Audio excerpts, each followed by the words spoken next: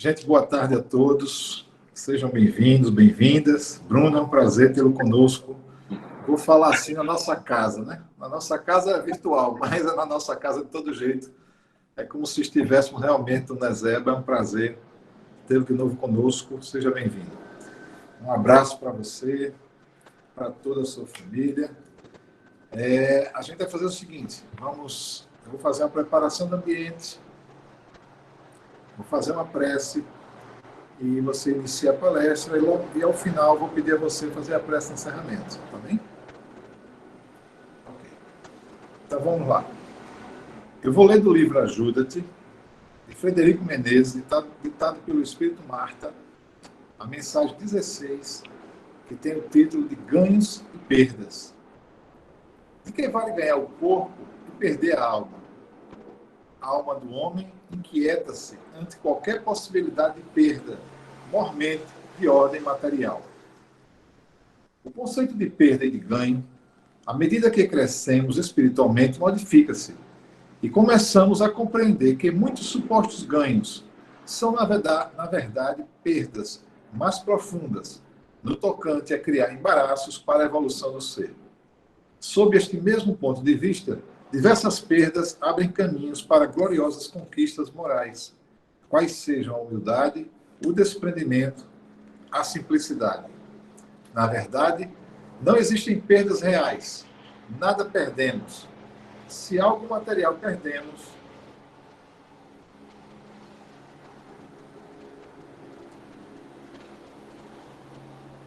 encontraremos adiante em outras experiências. Se a questão é afetiva, emocional, reaveremos no grande amanhã. Estes elementos, agora enriquecidos pelas luzes da evolução, teremos aprendido a amar sem posse, sem egoísmo, com grandeza de sentimentos. Nesta trajetória, em direção à luz, atravessamos períodos de posses e penúrias, conquistando a consciência exata de todos os valores e adquirindo a dimensão exata de todas as coisas. É com o nosso amadurecimento que a gente vai, assim, conseguindo, né, se desligar desse grande elo que nos prende à Terra. E aos poucos a gente vai vendo que isso não tem muita importância, ou melhor, não tem importância nenhuma. Que simples são situações transitórias e que nós devemos realmente nos importar, que deve nos importar justamente a estrada futura. É o segundo momento, porque aqui estamos só de uma breve passagem, né? Vamos fazer a prece inicial. Vamos agradecer então ao amigo Jesus por mais uma oportunidade de estarmos aqui reunidos virtualmente desta vez, mais em teu nome. Agradecer o pão de cada dia, as nossas oportunidades, sejam elas boas ou ruins, mas são oportunidades valorosas, oportunidades de evolução, oportunidades que o Pai Eterno nos dá para que possamos evoluir um pouco mais nessa estrada que hoje aqui na Terra é tão dolorosa. Nós enfrentamos muitas dificuldades, mas que podemos atenuar essas dificuldades, essa dor, esses momentos de dificuldade, elevando nossos pensamentos ao amigo Jesus, a seus mensageiros, para que ele possa nos ajudar e assim recebermos essas bênçãos divinas. Que Jesus nos abençoe, nos ilumine, que abençoe a todos, que receba esse abraço fraterno da nossa equipe amiga, do irmão Eurípides Bassanufo, que é o patrono da nossa casa, a quem pedimos essa permissão para fazermos essa nossa palestra, essa nossa tarde de informações valiosas para todos nós, e que todos se sintam abraçados por eles. Que assim seja. Muito obrigado. Bruno, a palavra é sua. Muito obrigado, amigo. Obrigado a toda essa família, a todos esses amigos que fazem o Nezeba. Estou com saudade de vocês presencialmente, mas que bom que temos essa forma da gente poder estar interagindo e suprindo, né, essa saudade física. Estamos conectados aí, que maravilha podermos ter esses momentos. Agradeço o gentil e caridoso convite Um beijo bem grande no coração de cada um de vocês. Tentei preparar com carinho. Essa mensagem aí lida parece que já diz para a gente quase tudo do que o tema que a gente está propondo conversar aqui nessa tarde vem trazer em termos de reflexões, né? O meu objetivo, diante dessa pesquisa, diante dos meus momentos de reflexão, de estudos, foi justamente trazer um apanhado de detalhes sobre a temática, o que faz Paulo tão especial para a gente, para todos. E essa primeira parte da preparação, né? O corpo perder a alma, né? Essa reflexão nos dá uma ideia bastante clara do nosso olhar sobre o nosso corpo, sobre a nossa alma e a valorização de ambos.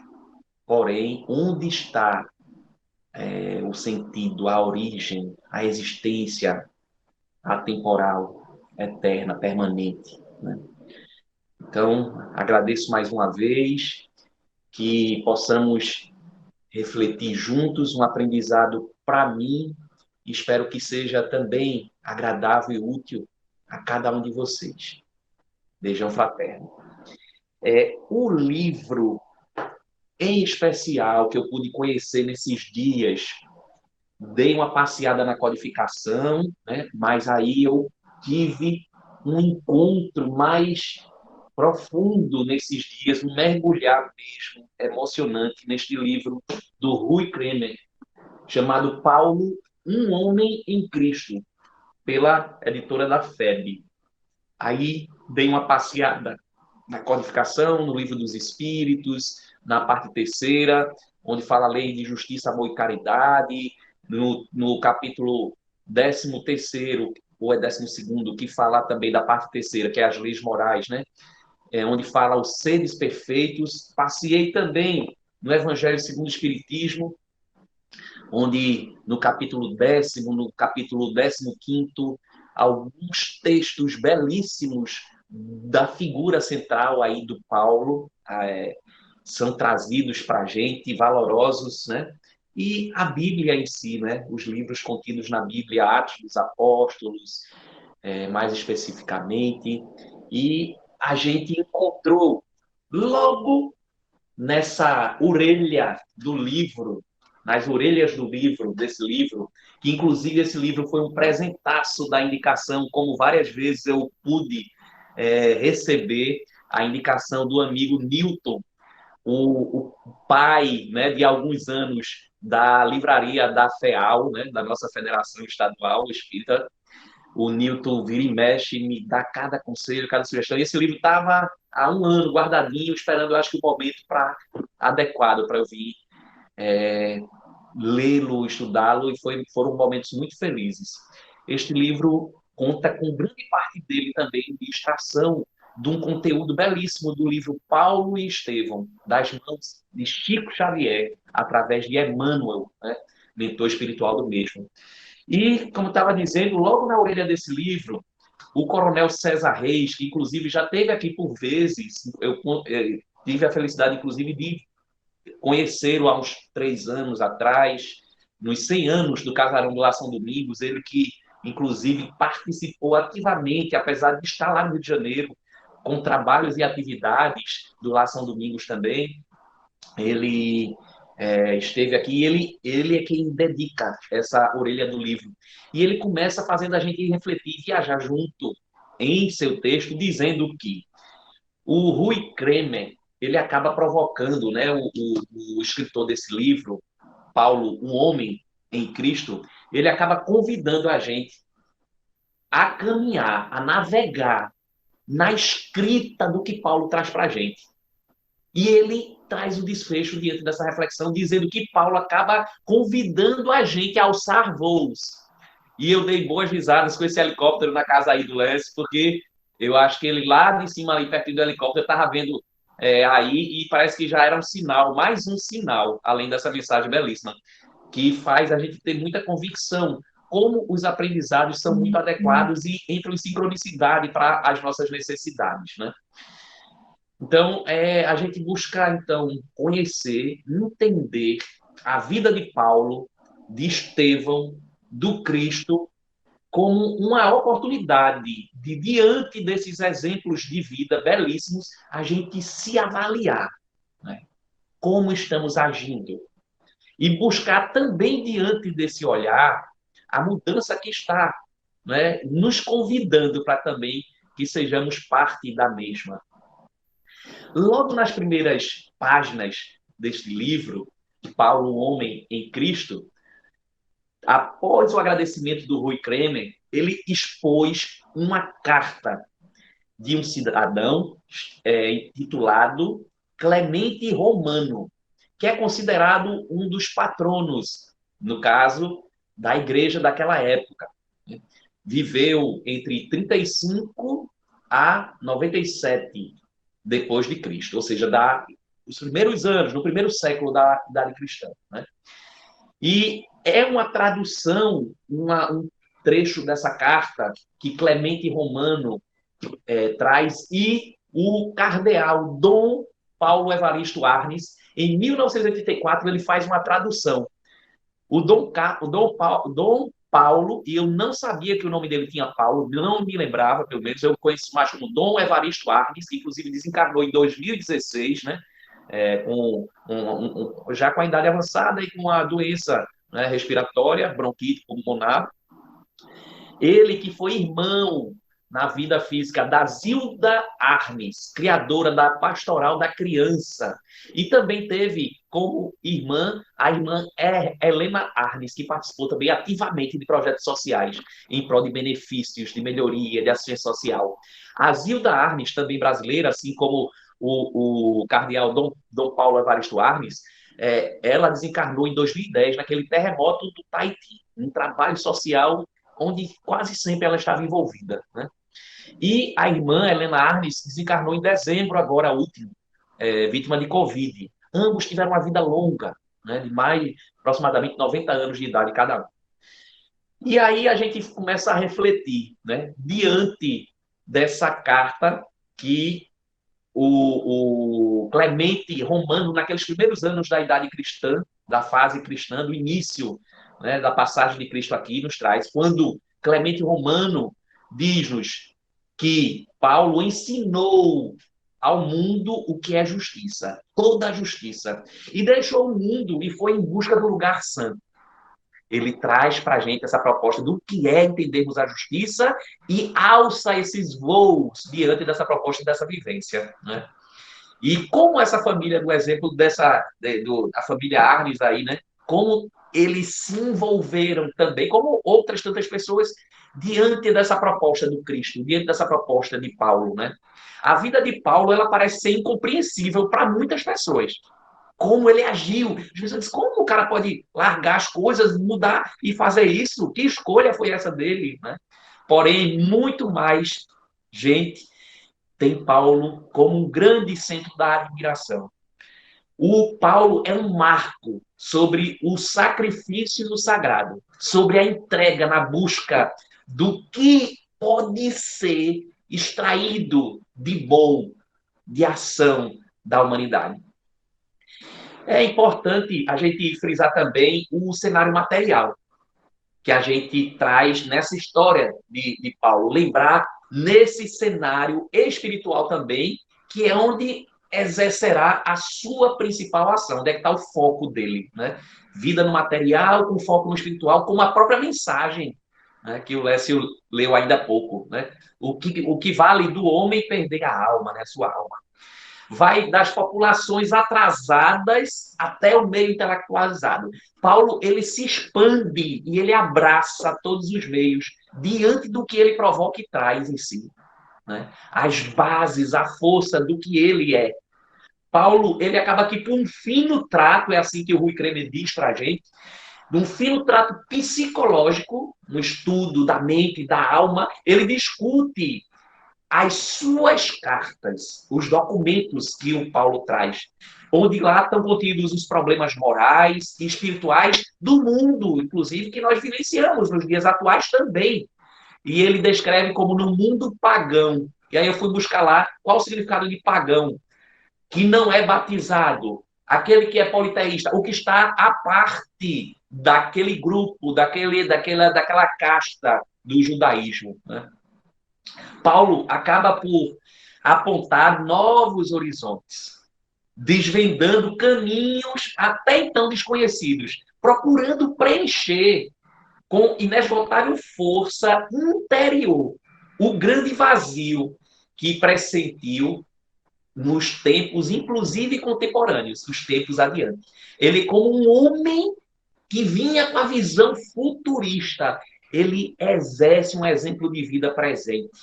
Traz consigo um arcabouço passado, histórico, e que, para a gente, ao seu ponto, a partir dele, ele dá uma acelerada nas perspectivas a partir do mesmo, pelas nossas condutas, pelas nossas perspectivas. Paulo foi um judeu, né, nascido no meio judaico, da família judaico. A educação que prevalece nele é o judaísmo. Ele falava hebraico, porém ele teve uma formação universitária na cidade de Tarso, uma cidade com toda a influência grega, inclusive do pensar, da filosofia, da retórica grega. Tarso, que era uma das 3 cidades que se destacava naquela época como 3 centros de desenvolvimento intelectual, cultural. Ele trazia consigo, né, a cultura e a tradição do judaísmo e o desenvolvimento do mundo mais desenvolvido em termos de intelectualidade daquela época. Tarso era uma das 3, junto com Atenas e Alexandria. Eram cidades em destaque da evolução do pensamento, do amor, do conhecimento, da aproximação à sabedoria, da filosofia e da retórica. O ambiente doméstico que ele expressava assim era na língua aramaico. Então, hebraico, grego, aramaico como costume no seu cotidiano familiar, por ser a língua da Palestina, né? Ele se torna mestre das leis, doutor das leis de Jerusalém. Ele estudou também grande parte de anos lá, se preparou, se tornou um rabino, né? Um doutor das leis. A cidadania dele também oficialmente foi adquirida como romana e falava também a língua, né, daquele povo. Foi um direito adquirido pelo seu pai, pela sua família, ele conquistou, né? Eles conquistaram a cidadania com os direitos como cidadão romano de diversos privilégios. Ele tinha acesso aos povos em grande parte das diversidades, por onde ele pudesse estar. Tarso, que é essa cidade de onde ele nasceu e viveu por boa parte de sua vida, era uma cidade muito importante naquela época. Fica uma posição geográfica entre a Síria e a Ásia Menor. É um local onde existe uma fértil planície, lá na Sicília, onde numerosos cursos d'águas em abundância fazem parte daquele local. Uma cidade muito privilegiada em termos também do cenário geográfico, da estrutura da riqueza natural que ali se contava. Se a água é valiosa nesses tempos atuais, imaginemos naquela época, né? Tarso é um antiquíssimo entroncamento do tráfico internacional. É um grande centro comercial naquela época, já se destacava nesse progresso entre a civilização greco-romana do Ocidente e também a civilização semítica babilônica do Oriente. Isso tudo fazia parte da cidade de Tarso. Trazia consigo tanto Tarso quanto o próprio Saulo, né? Aí, ainda Saulo de Tarso. Trazia consigo tanto essas características dele, pelos privilégios, pela sua vida até então, quanto a cidade, um certo orgulho, né? No sentido de orgulhoso de se achar mesmo, né? Pelo destaque que a vida dele em si e a própria cidade de Tarso provocava, as condições, pelas facilidades todas que ele viveu, que ele teve, né? Porém, ele teve olhos e ouvidos para o mundo.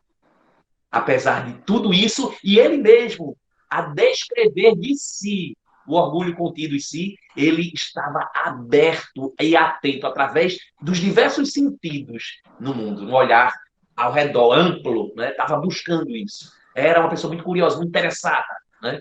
Em Jerusalém, jovem aluno foi da escola do mestre judeu Hillel, que é considerado, inclusive, o avô, né, consanguíneo do seu mestre direto na época, que em vida foi seu professor íntimo, aquele que ele confessava, uma pessoa muito querida, um pai, né, pelo que a vida, o contato provocava nessa relação, muito querido. A escola do Hillel, desse doutor Rabino, era uma escola liberal, porém franca. Né? Ele tinha já um olhar mais futurista também, assim como Paulo. Né?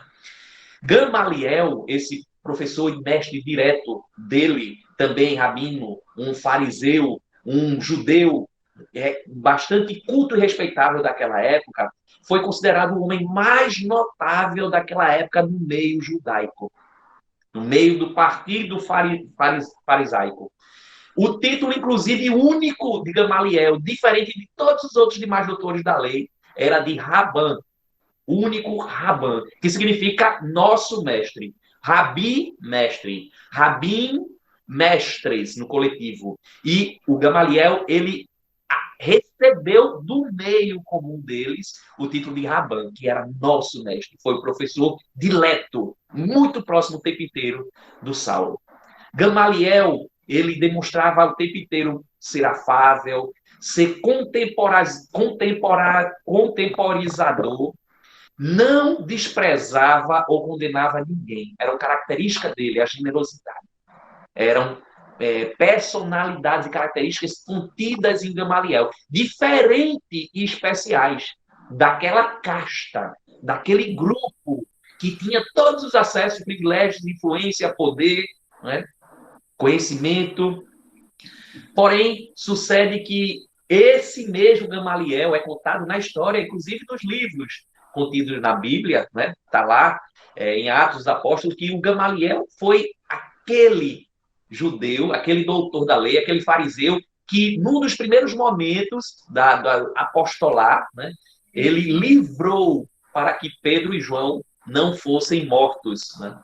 Ele, através da grande influência dele, logo nos primeiros tempos, ele solicitou, influenciou que aquele povo liberasse ele, que já estava sendo encarados como grande ameaça.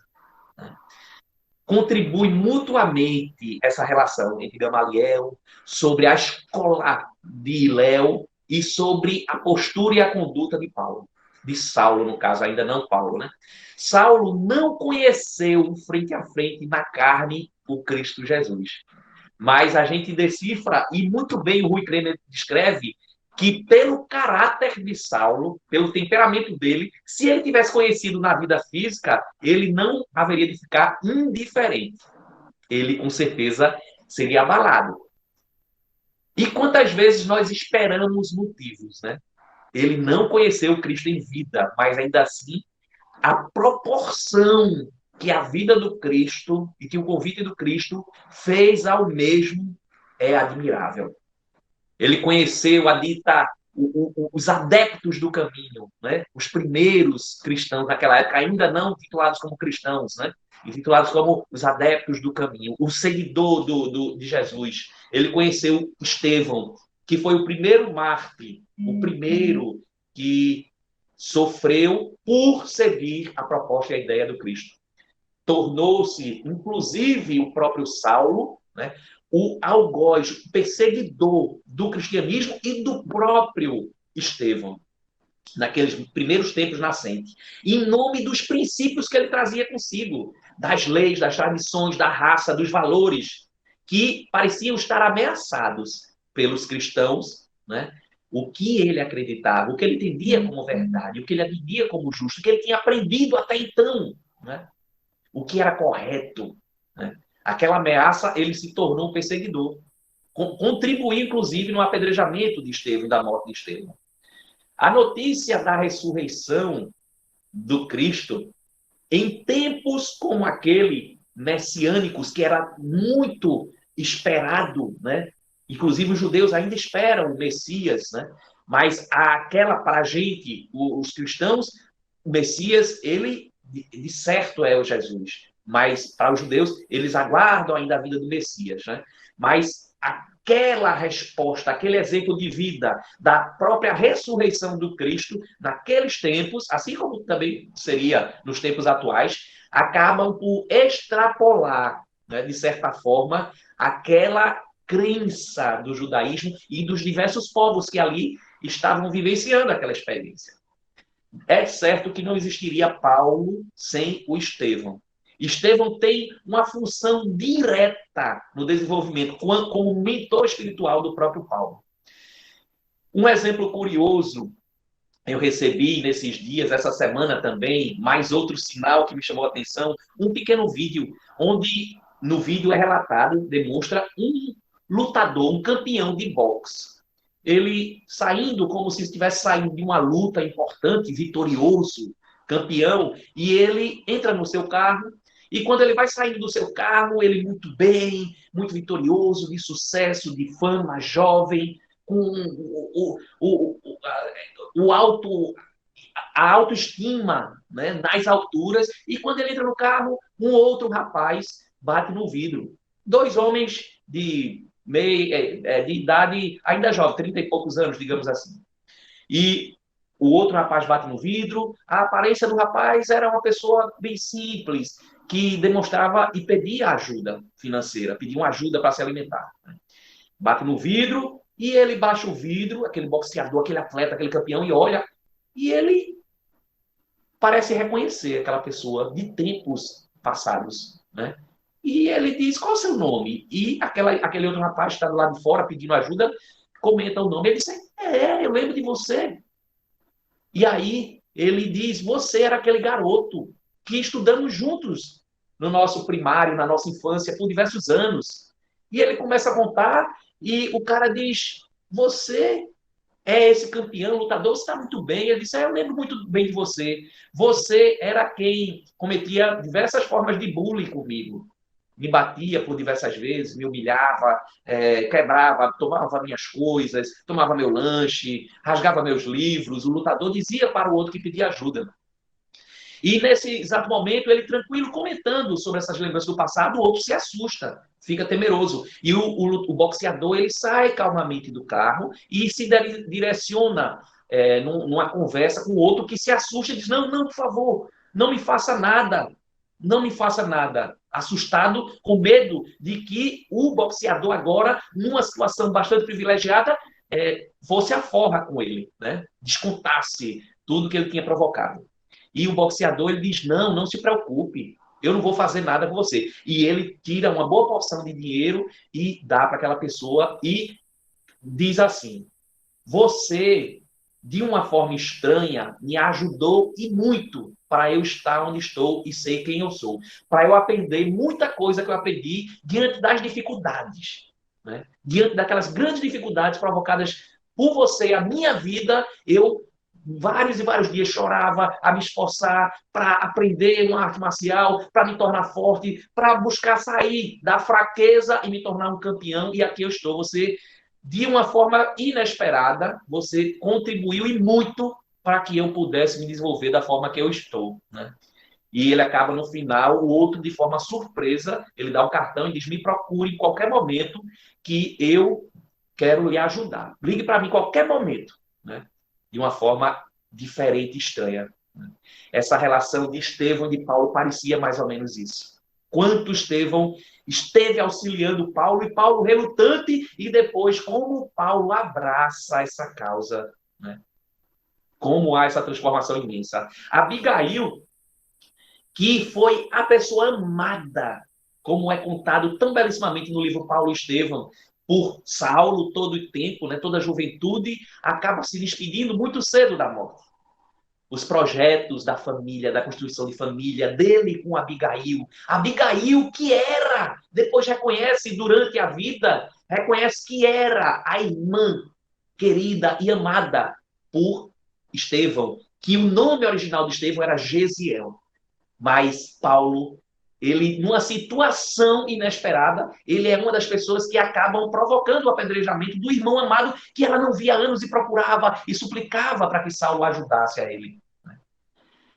Diante dessa viravolta, ele acaba perdendo o grande amor, se afastando do grande amor da Abigail, morre Gesiel, Estevão, ele participa dessa morte, uma situação que ele acaba não conseguindo sair daquela situação, entende muito de suspeitão, ele estava sendo apedrejado, ela reconhece, e diante daquela resposta para aquela situação, ele acaba perseguindo o Cristo e os cristãos de forma muito dura, durante anos, né? Porém, o Cristo tinha um encontro marcado. É assim que o Rui Kremer traz para a gente essa reflexão. Tinha um encontro já traçado, marcado com Saulo. Esse encontro traçado, marcado, era na estrada, na entrada do caminho de Damasco, onde o próprio Saulo, depois de tempos perseguindo, trancafiando, auxiliando nessa perseguição, inclusive com penas de morte, ele no cavalo ia buscar o velho Ananias, que tinha sido uma pessoa que sugeriu e apresentou a Abigail a ideia, a doutrina do caminho, ou seja, o cristianismo. Nessa chegada, nessa ida para perseguir o velho Ananias, né?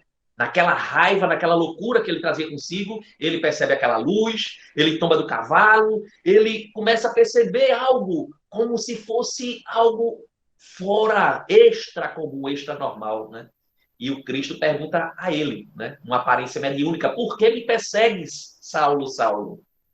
E ele responde como se quisesse tirar qualquer dúvida. Quem és tu, Senhor? Um ser iluminado que estava diante dele, que chega como se fosse o sol, e que faz ele tombar do cavalo e de chãos, de joelhos ao chão. Ele procura entender aquele efeito mediúnico, e o Cristo diz, sou eu, Jesus. Né? E a resposta de Saulo para ele, Senhor, que queres que faça? O Cristo direciona ele que ele levante imediatamente, se levante e adentre num caminho e no endereço de Damasco. Assim, há essa relação que não foi na vida física, mas que foi muito direta de Saulo e do Cristo. Ananias passa de perseguidor a auxiliador agora. Saulo, cego, né? Ele ficou sem vista, sem vista física, perturbado, né? E tentando entender tudo aquilo que tinha ocorrido. Ananias vai ao encontro pela proposta do Cristo para que fosse lá. Aquele que Saulo perseguia acaba recebendo a orientação mediúnica do Cristo para que ele fosse encontrar com Saulo. Era como se uma ovelha tivesse sendo empurrada ao lobo voraz que queria devorá-la ainda há pouco, né? Ele conhece as anotações de Levi e apresenta ao Saulo quando adentra nos primeiros socorros. De imediato, o Saulo, quando conhece aqueles conceitos, quando ele recebe a recuperação da vista, o refazimento da sua saúde, da sua compreensão, da sua paz, ele quis sair divulgando o Cristo Jesus, a mudança total da postura dele, né?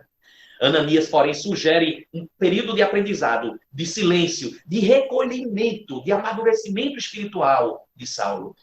E será que nós estamos pausando as nossas experiências? Será que nós temos tempo para refletir sobre? Será que os nossos momentos de orações existem? Nós temos realmente separado esse tempo para os nossos instantes? Assim como o próprio Ananias e o Saulo nos convida, né?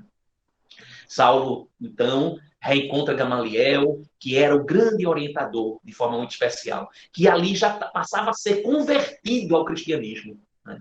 Aquele líder central do farisaísmo, do povo judeu, né? Que trazia consigo características de cunho político, jurídico, de poder, de influência, ele com aquela sensatez, com aquela lucidez daquele encontro, pelo que ele já via e percebia, ele já estava se convertendo ao cristianismo e Saulo vai buscar Gamaliel. Passa, então, 3 anos depois no deserto, estudando os textos de Levi, o Evangelho de Mateus, né? Levi que se transforma em Mateus. Novos amigos passam a ser a vida dele. Amigos verdadeiros. Aí ele encontra Áquila, Prisca, entre outros. A vida passa a ser muito simples porém muito rica e produtiva pelo que ele vivenciava. Muda totalmente a vida dele. E muitas vezes acontece isso com a gente também. Quantas mudanças que nos pega de sobressalto, né? Quer seja na questão financeira, de saúde, do trabalho, de relacionamento, individual conosco mesmo, aquelas insatisfações, depressão, né? Quantos anseios, quantas frustrações, quantas mudanças, quantas dificuldades também, né? O nosso olhar nesses tempos, inclusive, sobre a vida, sobre a morte, Gamaliel também, naquela época, ele nesse encontro com ele, né, ele volta então daquele encontro com Gamaliel, ele decide, voltando a Damasco e a Tarso, reencontrar o seu pai, a sua mãe, a sua família, né? Isso é uma escolha depois. Ele recebe essa orientação e tem vontade de reencontrar depois desses primeiros 3 anos, né? Esse olhar da vida e da morte, da missão, do que estamos aqui a fazer, qual o sentido daqui estarmos, né? Quem somos nós, de onde viemos, para onde estamos partindo, que haveremos de partir daqui, todos nós, cada um de nós, a determinado momento. A proteção daquele mentor espiritual que foi perseguido e apedrejado por parte do Saulo, Estevão, foi sentida como inspiração e como intuição na vida de Saulo em diversas fases, em diversos momentos. A força do testemunho que ele passaria, Estevão abraçou, né? Inclusive, no momento de apedrejamento, ele pedia ao Cristo Jesus que não julgasse o Saulo por aquela conduta, né? Que perdoasse a ele. Entre Damasco, volta em Damasco, reencontra o velhinho Ananias, depois desses 3 anos de deserto, de reflexão. Revela que não será fácil, Ananias revela a ele que não será fácil agora essa mudança. Ele parecia não conhecer o que era a dificuldade, dada a grande energia em tudo que ele fazia, o Saulo, né? Em Jerusalém, ele volta também, após essa passagem por Damasco, né? Ele retorna para Jerusalém e ele é tratado mal, inclusive pelos seus amigos íntimos de tempo atrás, quando ele era o poderoso, o intelectualizado, o influente Saulo, fariseu, um grande líder e a grande promessa daquele povo, né? Ele é maltratado por todos aqueles amigos dele de antes, por aquela mudança, né? Informado, inclusive, que a sua irmã tinha saído de Jerusalém com vergonha e retornado a Tarso, com vergonha pelo que ele fez, pela mudança de postura dele, se tornando um cristão, deixando de ser quem ele era. A perseguição, as vergonhas que o povo ali provocava a sua irmã, ela não aguentou e voltou para Tarso, saiu de Jerusalém. A sua mãe morrera, inclusive, quando soube da conversão e do mandado de prisão que o Sinédrio mandou ao Saulo, né? Olha quantas notícias graves, pesadas ele recebeu. Quantas coisas que levavam ele a desistir, né? Aí ele olha para o outro lado. Vai para os cristãos, né? Que ainda não eram chamados cristãos. Os adeptos do caminho, era assim que era dito. Ou nazarenos, né? Ele quis se aproximar, vencer a desconfiança dessas pessoas. Encontra com Pedro, o líder daquele grupo, Barnabé, uma pessoa que entregou um grande posses que tinha e se tornou um qualquer, um comum, um igual daqueles desfavorecidos, né? Se tornou mais um daqueles da Igreja do Caminho, um nazareno que era assim era dito. Ele encontra esses e percebe sinceridade, uma legítima amizade independente de interesses. Um novo grupo de amizades que ele começa a encontrar na sua vida. Resolve, então, seguir o exemplo de Estevão de sacrifício do sagrado ao Evangelho, a esse convite do Cristo. A caminho de Tarso, agora indo reencontrar o seu pai, né, ele se depara com um encontro penoso. Apesar de toda a necessidade que ele tinha, ele estava na miséria, ele estava sofrido, ele estava desamparado, né? Mas apesar de tudo isso, o pai, naquela relação, naquele reencontro com ele, expulsa-o, porque também não conseguia entender e suportar as ideias que o filho trazia. E o coração dele, quando ele vê o filho, ele expulsa o filho, mas pede que um serviçal seu, o pai era poderoso, influente, pede que um serviçal leve um punhado, uma bolsa de dinheiro, né? Ele se retira e passa mais 3 anos agora no campo, isolado, em outro momento de reflexão, na solidão. Se esvai, inclusive, diante de toda aquela decepção. Era muito para ele e para qualquer um de nós. E ele, muito triste, cansado, tomba numa caverna no campo. E ele tem uma experiência de êxtase, onde ele é arrebatado num pensamento, numa experiência de beleza e felicidade.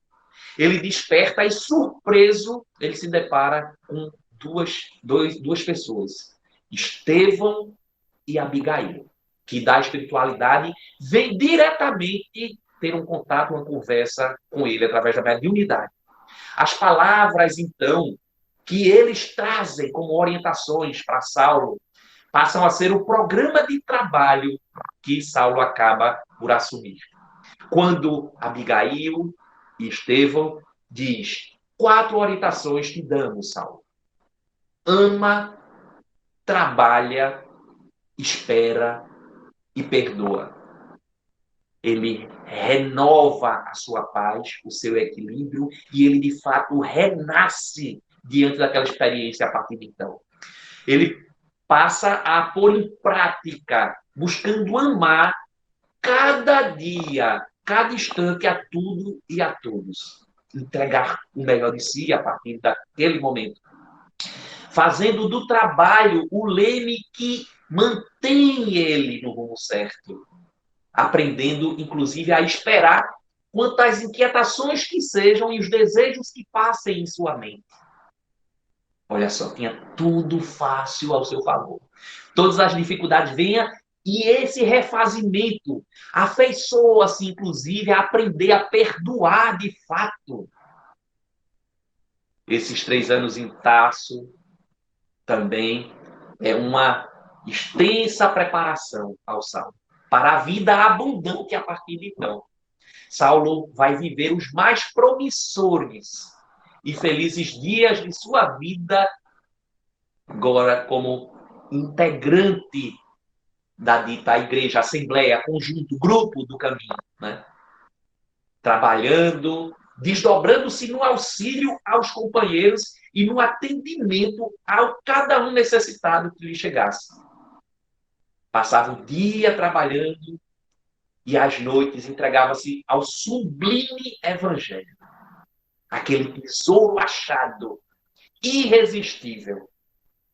Logo breve, com pouco tempo, ele passou a ser cercado de carinho por todos.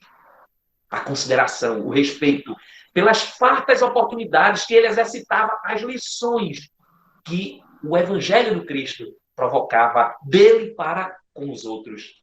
A confiança recíproca com os bons sentimentos traçados, o alimento para a alma. Aí a gente vai lembrando daquele livro belíssimo, né? Do Pequeno Príncipe. Vira e mexe, eu leio com a minha pequenininha, a Isabel, a caçulinha, e ela adora essa história.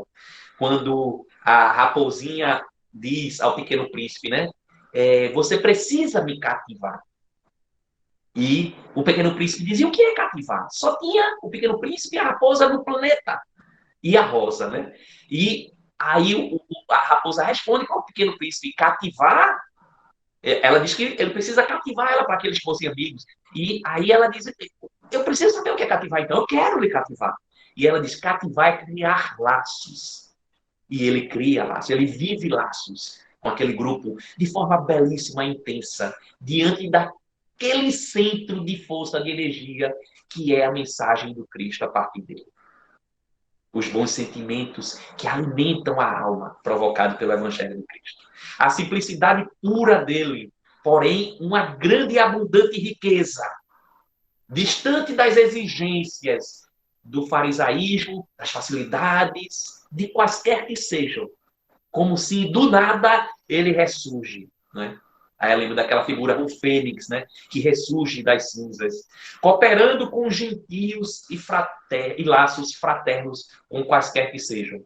O caminho, aquele grupo se estendia, se ampliava. Em Antioquia, recebe a visita do jovem médico Lucas, que procura algo novo. começa a escutar aquilo e atraído ele vai ver algo novo ali.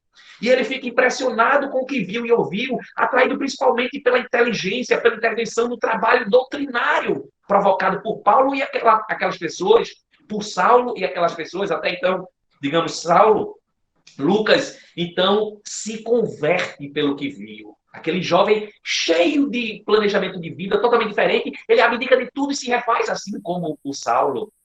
E sugere, então, Lucas, de forma oportuna, a expressão agora não mais de caminheiros ou adeptos do caminho, mas agora de cristãos, seguidores do Cristo, do Messias, do ungido, do esperado, né? Isso é um marco na separação do judaísmo. Não é mais agora um grupo judeu. Passa a ser um grupo que amplia, que quebra as barreiras. Barnabé e Saulo passam dias em Jerusalém, no lar de Maria Marcos. Desperta o desejo do filho de Maria Marcos, o jovem, o garoto João Marcos, no serviço, na lida dessa proposta cristã. João Marcos, que era sobrinho já do seu amigo Barnabé, que era tutelado do Pedro, Simão Pedro, então passa a viver intimamente com Saulo e com Lucas também. Inclusive, ele torna-se, né, o segundo evangelista. O primeiro Mateus, né, o Levi, que se transforma em Mateus, que fez o primeiro evangelho, e depois o João Marcos, esse jovem, que também não conheceu o Cristo, mas através de Saulo, ele conhece o Cristo e a proposta e o convite, e ele, de forma irresistível, também abraça essa causa. Né? O exemplo de Saulo que arrasta, que vai arrastando o Lucas, né? Que vai arrastando João Marcos, né? Lucas também, um dos evangelistas, inclusive dito como um dos evangelistas que mais detalhou, né? Pelo como ele conta a história, tanto no Evangelho de Lucas, como no Atos dos Apóstolos, que é escrito, que é contado pelo próprio Lucas. Certo dia, é contado nessa história, que um emissário do procônsul de uma autoridade, chamado Sérgio Paulo, convida Saulo e Barnabé a visitarem a autoridade do palácio dele, provocando pensamentos, conjecturas em Saulo e em Barnabé. E eles vão lá encontrar com essa autoridade, com esse procônsul, né? Que um funcionário dele foi lá e disse, olha, ele quer falar com vocês, o Sérgio Paulo, o procônsul. Sérgio Paulo tinha escutado falar das curas pelos mesmos. No passado, inclusive, o próprio Sérgio Paulo já havia assistido o Estevão, que ainda trazia consigo o nome de Gesiel, foi quem auxiliou e provocou uma cura dele no navio quando uma peste ocasionou uma doença muito séria para com ele. E os cuidados de Gesiel, que depois se transformou em Estevão, foi que provocou a cura, a assistência daquele importante autoridade romana. Inclusive, o próprio Sérgio Paulo, ele acaba de libertar o escravo Gesiel, que depois vem a ser o Estevão, né? Agora, ele estava novamente muito doente, o Sérgio Paulo, esse procônsul. E ele convoca Saulo e Barnabé. Saulo, muito inspirado, anuncia o evangelho e cura Sérgio Paulo. Uma nova cura agora desse procônsul. Como se fosse um reforço, que dissesse, presta atenção, olha, vê o que ocorre contigo. Ele, então, sensível, tocado, ele também converte-se agora no cristianismo, aquela grande autoridade. Saulo discursa lembrando Sérgio Paulo sobre Gesiel. E a partir daí, ele contando essa história que o Gesiel tinha contado para ele, inclusive, para o grupo dos cristãos, né? Ele assume agora não mais o nome de Saulo e passa a ser Paulo. Ele passa a assinar. Rompe todas essas barreiras. Principalmente através de Paulo, o evangelho chega a tantos. A partir de Paulo, o evangelho rompeu todas e quaisquer barreiras do separativismo. As grandes viagens realizadas por Paulo, o método passo a passo, a forma organizada que ele traz, e ele executa, ele planeja, ele faz, né? Ele chegava numa cidade e ele esperava chegar o dia de sábado. No primeiro sábado que ele tinha como oportunidade, onde aquele grupo de assembleia se reunia, aqueles homens daquele grupo, daquelas comunidades se reunia nas sinagogas, ele ia lá também. E ele esperava para que fosse facultada a palavra, né? E quando era facultada a palavra, né, ele, como acesso, como escriba, como doutor da lei, ele geralmente conseguia acesso à palavra. As pessoas davam a vez para ele falar. E o discurso dele sempre revelava Jesus, a promessa, Jesus sendo o Messias. O efeito desencadeava das falas dele reações adversas e conversões também, né? Os judeus geralmente difamavam, né? Não entendiam e repudiavam ele. Os gentios, boa parte, acabavam se convertendo diante do que Saulo falava, daquela experiência, daquela vida, daquele ensinamento novo que ele trazia. Os judeus, então, julgavam e acusavam ele de revolucionário, de perturbador. Muitas vezes expulsavam, açoitavam, aprisionavam, agrediam a ele. E ele se refazia e ia para outra cidade. Ia para outra cidade. A intenção e a atenção era muito forte. A grande vontade que ele tinha de trazer essa mensagem ao mundo, que continua a ser disseminada. Apesar de todos os enormes obstáculos, os resultados eram imensos. No Atos de Apóstolo, esse livro escrito por Lucas, que conta grande parte da história do Paulo, diz que quão grande coisas Deus fizera por eles. O Paulo dizendo e o Lucas escrevendo dele. Como abriu o mundo, né, aos gentis, a porta da fé. Como deu acesso a todos agora, não somente aquele grupo do judaísmo, né, para esse conhecimento e esse acesso. Paulo, como ninguém, ele situou o problema e foi agente de sua resolução. Ele abre o caminho para a liberdade, para a universalidade cristã. Ele abraça tudo e a todos. A pureza ou impureza dos alimentos é tido aposta. Que isso era uma parte. Não podia, porque esse alimento é puro, esse não é. As prescrições sobre o sábado, não trabalhar dia de sábado. Isso era o dia ao Senhor, né? A incircuncisão, que não fosse necessário mais ser circuncidado, né? O povo eleito ou aberto a todos, o casamento misto, não somente agora naquela casta, né?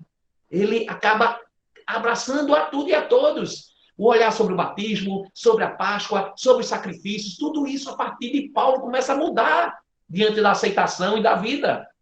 Tudo isso passa a ser secundário, passo a passo, todas essas práticas, e ele burila o quê? O olhar sobre a verdadeira religiosidade, a espiritualidade, que é o conhecer e o adorar a Deus. Deus como Pai, nós quanto espíritos, né? O olhar dessa essência em nós. A importância sobre o amar. O cristianismo sendo a relação íntima, viva, nossa com o Senhor, com Cristo Jesus. Ele nos aproxima dessa condição. Ele nos aproxima sobre esse olhar do direito de viver com verdade, sem hipocrisia, sem falsidade, sem achismo. Paulo, pela sua atitude, acaba, inclusive, fazendo o líder daquele grupo, Pedro, a mudar tudo isso. Ele conquista tudo isso pelo grande respeito e convencimento a partir dele. Emmanuel, no livro Paulo e Estevão, vem trazendo através de Chico que Paulo, certa noite, em lágrimas, rogou a Jesus que não o desamparasse no atendimento de suas obrigações e tarefas. Ele viu-se envolvido por transcendente luz, por intuição da vista do Senhor, do próprio Cristo, a recomendar-lhe: não temas, não cale, divulgue a verdade. Não se atormente com as necessidades do serviço. O Espírito Santo está em tudo, dizia o Cristo a Paulo. E a terceira recomendação: o problema, qualquer que seja esse problema, porque agora já tinha tomado uma proporção muito volumosa, ele não conseguia estar, né, em dois cantos ao mesmo tempo, e as demandas iam chegando, os povos, as necessidades. Aí o Cristo diz a ele: além de não ter medo, de não calar, falar a verdade, não se atormente com as necessidades, com as demandas que são tantas que chegam, o problema será resolvido. O Espírito Santo está agindo, quer dizer isso, né? Deus, o Senhor, também está tomando conta de tudo, inclusive conduzindo-nos e administrando as nossas experiências e vidas. Está resolvendo tudo. E ele sugere: a partir de agora, Paulo, tu vai utilizar do mecanismo da escrita das cartas para os povos, para que as mensagens do Cristo, o Evangelho do Cristo, cheguem através de suas direções, de suas reflexões a todos. Em nome dessa assistência, inclusive direta do próprio Estevão, inicia então o movimento epistolar, né? Das epístolas, né? das cartas a partir dele. Ele gostava, quando escrevia, de associar suas cartas aos seus colaboradores íntimos. Essa aproximação. Assim como ele provocava da nossa relação com Cristo, ele citava diretamente aquelas pessoas, amigos íntimos, amigos especiais, como nós também aprendemos. Hoje não é tão comum, mas ainda fazemos muito o quê?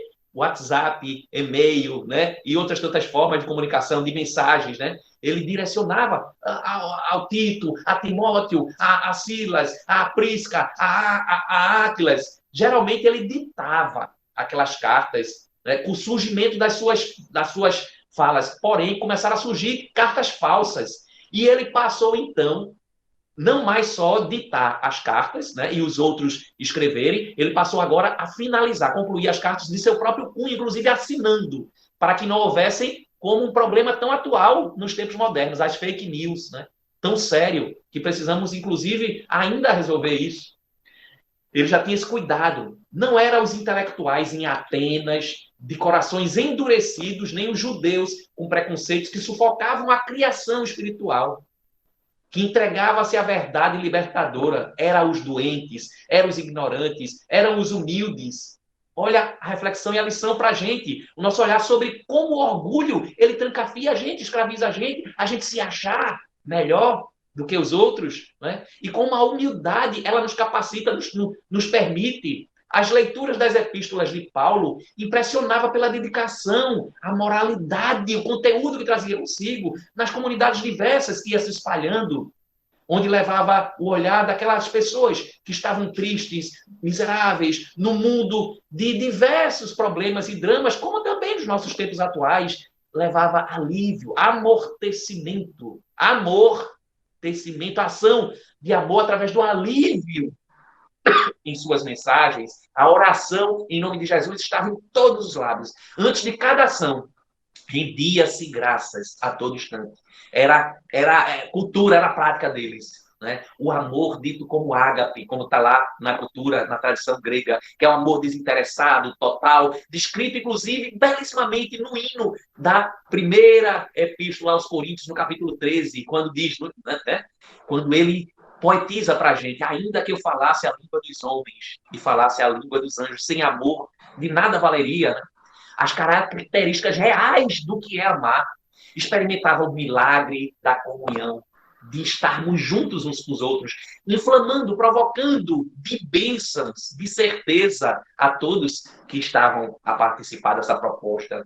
Em Filipenses 1:21, diz-nos Paulo: porque para mim viver é Cristo e morrer é ganho. Aí a gente volta lá naquela mensagem inicial. De que vale, né, para o corpo perder a alma? Onde está a vida? Onde está o ganho? Onde está a perda? Né? Jesus, ele acaba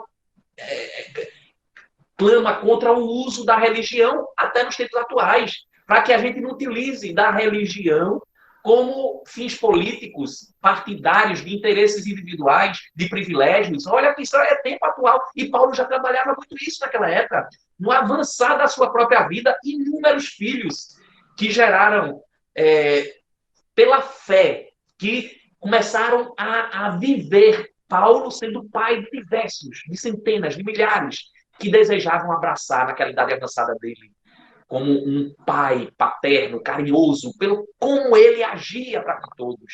Segundo Emmanuel conta, já na sua idade avançada, estamos terminando, estou vendo que chegou a hora, a própria Maria de Nazaré e o próprio João Evangelista, quando Paulo, já na sua idade cronológica avançada, já próximo, né, dos últimos anos de sua vida, ele esteve em Éfeso, o próprio Maria de Nazaré e o próprio João Evangelista fizeram-se presente a fim de retribuir, está lá em Paulo Estevão, a palavra, o afeto, a consideração, o carinho, o respeito que tinham para com Paulo, né? Que ele conquistou isso. 1 Coríntios 9:19 diz que, ele diz, né? Porque, sendo livre para com todos, fiz-me servo de todos para ganhar mais. Olha só. A servidão como ganho, a prática do amor, a gente atuante, como Cristo tão belíssimamente nos mostrou ser possível, ensina-nos. Compreender a misericórdia divina. Não é a miséria, a misericórdia. O olhar no nosso sentimento, em nosso coração, em nossa necessidade, na nossa essência, como Deus, dentro da sua justiça e bondade, ele vai fazendo tudo ocorrer da forma adequada para a gente. A quitação, inclusive, do seu débito como perseguidor da mensagem do Cristo, agora não mais trazia consigo débito. Ele resolveu essa pendência pelo amor ao povo. O cristianismo, ele abre as novas perspectivas para o futuro que está diante de nós. Paulo foi instrumento do médico divino, do Cristo que cura todas as chagas, feridas, anseios, problemas que possamos trazer. Em 2 Timóteo 4, 6 a 8, ele diz-nos: combati o bom combate, acabei a carreira, guardei comigo a fé, no sentido da fidelidade e da aproximação do divino que está dentro de nós. Em Roma, conta-se que nos últimos instantes de vida, a cabeça de Paulo tomba sob o gládio romano. É decapitado. O martírio de Paulo é um epílogo dos legítimos heróis, assim como os outros tantos heróis, de forma muito especial. O desfecho, a conclusão, a certeza da vitória, inclusive, sobre a morte. De como ele mostrou o exemplo de vida, ele nos mostra com muita segurança onde está a verdadeira vida, qual o sentido da vida. Rui Kremer, então, ele conclui emocionando-nos de forma muito convincente que Paulo pregou e viveu o que é eterno, o que é confiável.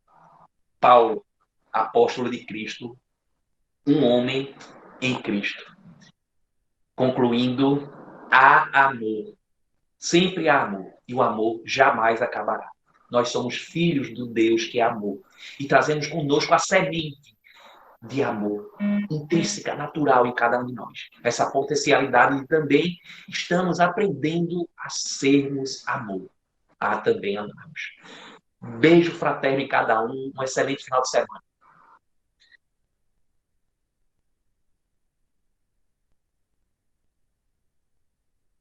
Tá sem áudio, Lécio, tá sem áudio. Desculpe. Obrigado, Bruno. Foi um prazer ouvi-lo. Lições muito interessantes, né? Como a vida de Paulo realmente é uma lição para todos nós. Quando para muitos as dificuldades são motivos de superação, como foi para Paulo foi a redenção, na realidade, de Paulo, né? Para outros, a dificuldade traz a sucumbência, né? O cidadão se revolta, se isola, e aí cria mais dificuldades ainda para ele. A gente tem que ver como momentos assim de provações para que a gente consiga ascender espiritualmente, como Paulo de Tarso fez. É dessa maneira que temos que encarar a vida, né? Porque dificuldades passamos, mas estamos aqui para superá-las, para trabalhar e superar. Uns com mais, outros com menos, mas assim como os bons momentos passam, os momentos difíceis também passam. Tudo são momentos, né? E a gente vai nessa gangorra, nesse sobe e desce, e vamos para frente pedindo a Deus fortalecimento para sabermos caminhar. Muito obrigado mais uma vez. Vou pedir a você para fazer a prece final, por gentileza. Então, muito agradecidos que assim nos sintamos e passemos a encarar, a sermos a gratuitude, a graça, que é a gratidão a Deus, ao Cristo Jesus, o amor vivo, que assim como o sol nos dá toda a condição necessária de vida, de mudança, de transformação, assim como ocorreu com Paulo. Muito obrigado, Deus Pai, por existirmos. Muito obrigado por cada tempo presente, por tratar e cuidar de cada um de nós com todo amor que és. Que atravessemos esses tempos dos ciclos cada vez mais conscientes que a carne vale, é claro, por isso criou o modelo também da vida física, mas que tenhamos o foco no Pesach, na passagem, no futuro, de onde é que somos, o que de fato somos, e que saibamos agir da melhor forma, mais produtiva, mais amorosa, para conosco próprios, para com todos e para contigo, amor. Beijo fraterno mais uma vez, gratidão. Obrigado mais uma vez. Quero agradecer a você de novo, né? Sendo repetitivo, mas é muito prazer ouvi-lo. Tenho certeza que todos aqui estão plenamente satisfeitos com o que a mensagem se trouxe para nós, né? Muito obrigado. Espero nos vermos em breve e pedir a Deus para que essa pandemia assim seja mais amena, né? Nos castigue menos, porque a dificuldade está muito grande. Mas que temos que contribuir para isso, tem que fazer a nossa parte, porque sem isso nada vai ser possível. Muito obrigado mais uma vez, Bruno. Um grande abraço, foi um prazer. Foi um prazer também estar aqui com todos vocês que estão presentes. Se sintam abraçados fraternalmente por todos nós, pela nossa equipe amiga do Irmão Eurípides, porque ela está presente sempre que quisermos. Estará sempre presente conosco para nos fortalecer. Muito obrigado. Até o próximo sábado, se Deus quiser.